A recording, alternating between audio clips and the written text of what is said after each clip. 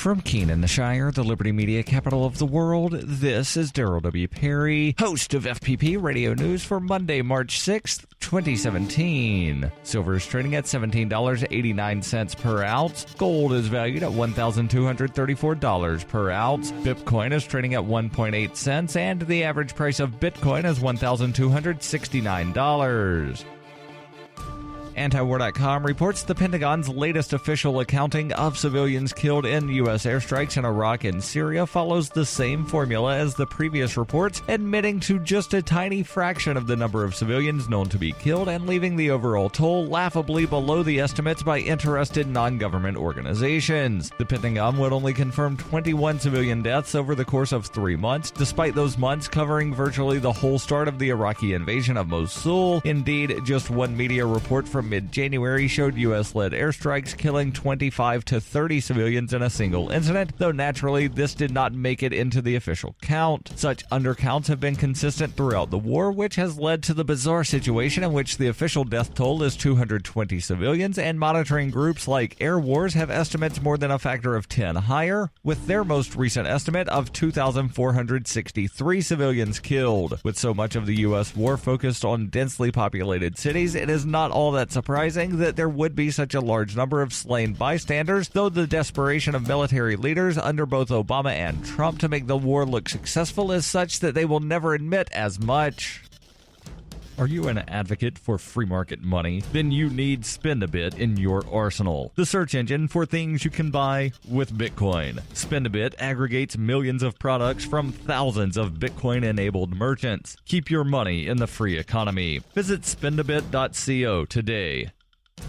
UPI reports FBI Director James Comey asked officials at the Department of Justice to deny Trump's wiretapping claims on Saturday. Early Saturday morning, in a series of tweets, President Trump accused former President Barack Obama of tapping Trump's phones at Trump Tower during the run-up to last year's November election. President Trump failed to offer any evidence of the alleged surveillance, tweeting, "Terrible, just found out that Obama had my wires tapped in Trump Tower just before the victory. Nothing is found. This is McCarthyism." According to multiple reports, Comey told officials at the DOJ that Trump's claims are false and need to be corrected. Of particular concern is Trump's insinuation that the FBI broke the law during the investigation of Russia's involvement in the 2016 election. Though neither Comey, the FBI, nor the DOJ have commented on the matter officially, both the Obama administration and a former intelligence official have rebuked the charges. While discussing the accusations on NBC's Meet the Press, former Director of National Intelligence James Clapper said no FISA wiretap request was granted for Trump during his tenure. Clapper said there was no such wiretap activity mounted against the president-elect at the time as a candidate or against his campaign.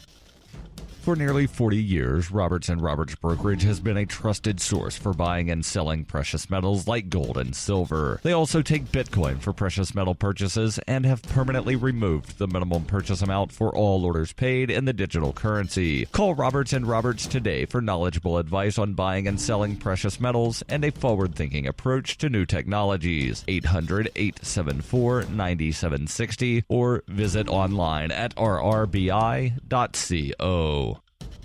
Reuters reports the U.S. Marine Corps is looking into the suspected distribution of nude photographs of female members of the service among military personnel and veterans via a social media network that promotes sexual violence, according to the Marine Corps Times. A Marine spokesman told the independent newspaper specializing on the Corps that military officials are uncertain of how many military personnel could be involved. Officials from the Marine Corps Naval Criminal Investigation Services were not immediately available for comment. The paper published an internal Marine Corps communication document with talking points about the issue, describing the social media network as a closed Facebook group with more than 30,000 members. The report said the network solicited nude photos of female service members, some of whom had their name, rank, and duty station listed. The document said the site talked of misogynist behavior and the photos were on a secure drive in cloud storage, which has been removed. The document advised a response along the lines of, "The Marine Corps is deeply concerned about allegations regarding the derogatory online comments and sharing of salacious photos in a closed website." In an annual report the Pentagon released in May of 2016, the U.S. military received about 6,000 reports of sexual assault in 2015, similar to the number in 2014, but many such crimes are still unreported.